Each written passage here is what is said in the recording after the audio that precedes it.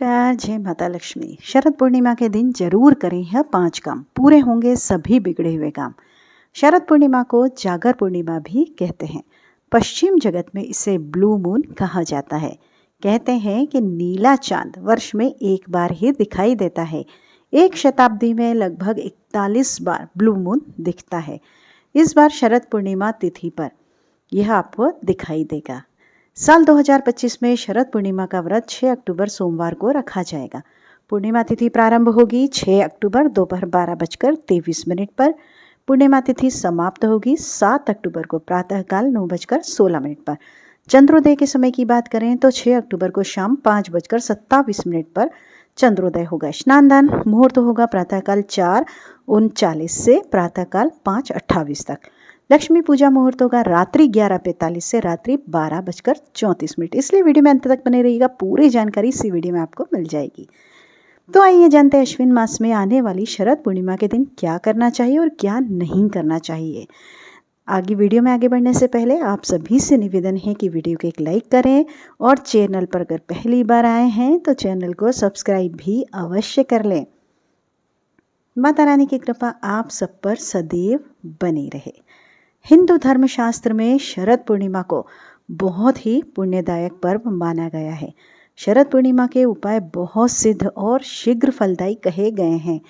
हम सभी जीवन भर धन लक्ष्मी के पीछे भागते हैं, सुख समृद्धि और ऐश्वर्य की चाह रखते हैं।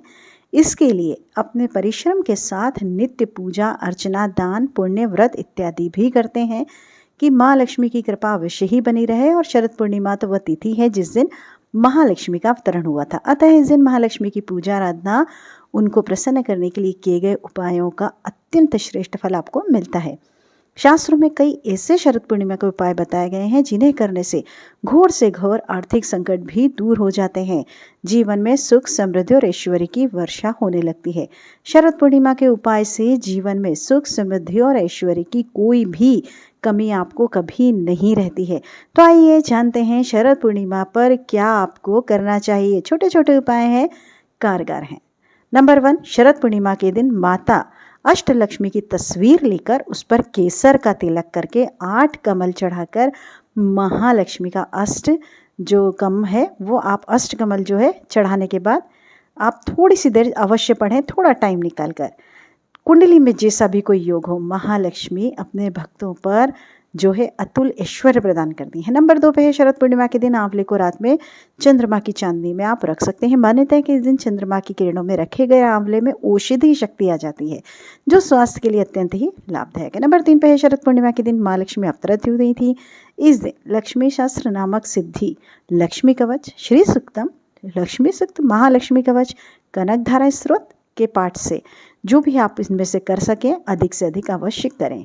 इससे आने वाली पीढ़ियों पर भी माता लक्ष्मी की कृपा आपके घर में बनी रहेगी। नंबर 4 पे है इस दिन तांबे के बर्तन में देसी घी भरकर आप किसी ब्राह्मण को दान अगर कर सकते हैं तो बिल्कुल करिए। साथ में दक्षिणा भी दे दें जिससे पुण्य की प्राप्ति होगी और धन लाभ की प्रबल संभावनाएं बनती हैं।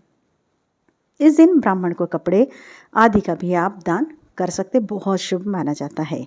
इस दिन संध्या के समय 11 या उससे अधिक घी के दीपक जलाकर घर की पूजा स्थान, छत, गार्डन, तुलसी जो भी है पौधे 4 दीवारों के चारों तरफ आदि के पास रखने से अर्थात दीप मालाओं से घर को सजाने से महालक्ष्मी की असीम कृपा आपके ऊपर बननी ही बननी है। महालक्ष्मी को खीर अत्यंत प्रिय है। शास्त्रों में गाय के दूध से महालक्ष्मी का जो है, गाय के दूध में अगर जो है महालक्ष्मी का वास माना गया है तो यथासंभव हो सके तो गाय के दूध की आप खीर बनाइए। खीर में केसर, छुहारे, मेवे अपने सामर्थ्य के अनुसार आप अवश्य डालिए। मान्यता है कि खीर को चांदी के पात्र में बनाना चाहिए। चांदी में प्रतिरोधक क्षमता अधिक होती है, इसलिए इससे विषाणु भी दूर होते हैं। या खीर बनाने के बाद भी आप क्या कर सकते हैं, उसमें चांदी का सिक्का या कोई अन्य चांदी की वस्तु डालकर उसे चंद्रमा की रोशनी में रख सकते हैं, कोई परेशानी नहीं है। नंबर 7 पे है शरद पूर्णिमा के दिन प्रत्येक व्यक्ति को कम से कम 30 मिनट चंद्रमा की रोशनी में जो है स्नान अवश्य करना चाहिए। मतलब रोशनी का स्नान, चंद्रमा की जो रोशनी आती है उसका स्नान आपको करना चाहिए। इसके लिए रात्रि 10 से 12 बजे तक का समय सबसे उपयुक्त रहता है। यह काम रात्रि 11 बजे तक ही कर लें।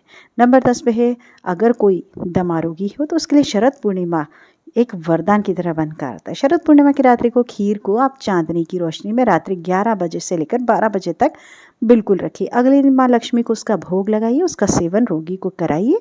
दमे का मेरी चंद्रमा की चांदी में रात्रि जागरण भी करें तो और अच्छा होता है। रात्रि में 2-3 किलोमीटर पैदल अवश्य चलिए, इससे दमे से अत्यधिक आपको सुधार आपको देखने को मिल जाएगा। नंबर 9 पे है शरद पूर्णिमा के दिन औषधि की स्पंद क्षमता जो है बहुत अधिक होती है। लंकापति रावण शरद पूर्णिमा की रात चंद्रमा की किरणों को दर्पण के माध्यम से अपनी नाभि पर ग्रहण करता था, इससे उसे यौवन शक्ति प्राप्त होती थी। नंबर 10 पे है माना जाता है कि शरद पूर्णिमा की चांदनी रात में 10 से मध्य रात्रि 12 बजे के बीच कम वस्त्रों में चंद्रमा की रोशनी में स्नान करने वाले व्यक्ति को ऊर्जा प्राप्त होती है। स्नान का मतलब चंद्रमा की रोशनी शरीर पे पड़ने दीजिए, उसका यौवन बढ़ता है। अतः प्रत्येक व्यक्ति को इस दिन 10 से 12 के बीच अंदर नहीं बल्कि चंद्रमा की रोशनी में ही रहना चाहिए। मान्यता है कि शरद पूर्णिमा के दिन चंद्रमा अपनी पूर्ण 16 कलाओं के साथ अवतरित होता है। इस दिन चंद्रमा की किरणों में अमृत का वास माना गया है। चंद्रमा की किरणों से अमृत वर्षा जो है समाहित होती है।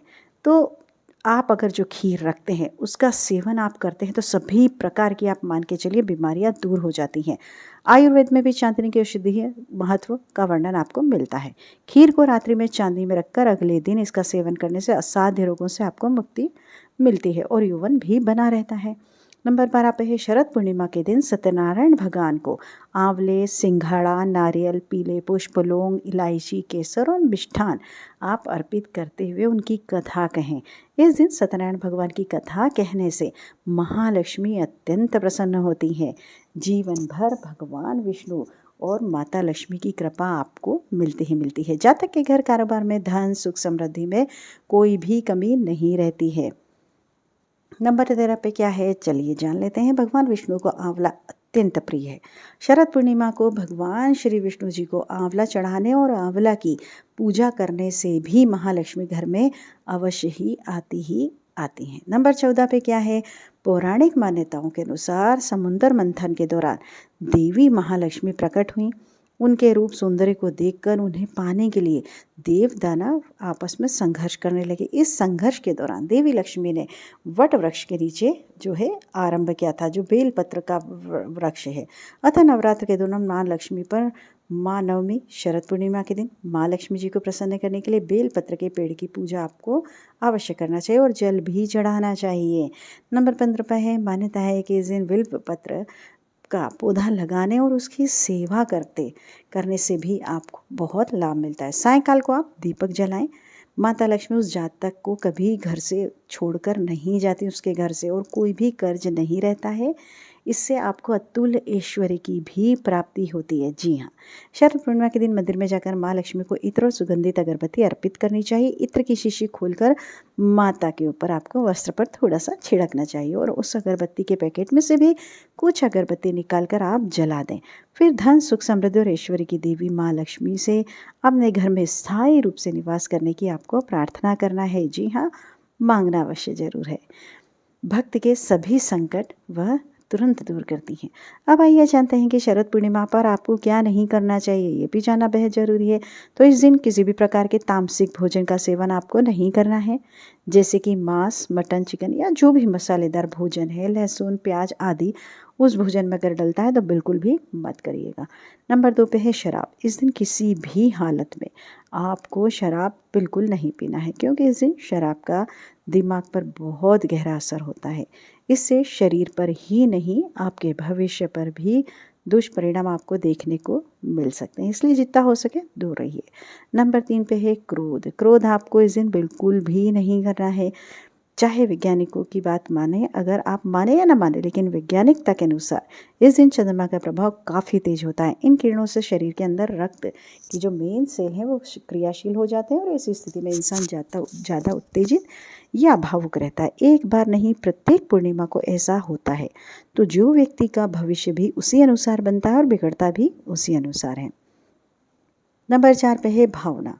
जिन्हें मंदाग्नि रोग होता है या जिनके पेट में अपचय की जो क्रिया है शिथिल होती है, तब अक्सर आपने सुनने में आता है कि ऐसे व्यक्ति भोजन के बाद उसको नशा जैसा महसूस होता है। नशे में न्यूरॉन्स जो सेल हैं शिथिल हो जाते हैं, जिससे दिमाग का नियंत्रण शरीर पर कम, भावनाओं पर ज़्यादा केंद्रित हो जाता है। अतः भावनाओं में वह नहीं खुद पर नियंत्रण रख पाता है, तो उस पर नियंत्रण, भावनाओं पर नियंत्रण रखें, व्रत करें, सब ठीक हो जाएगा।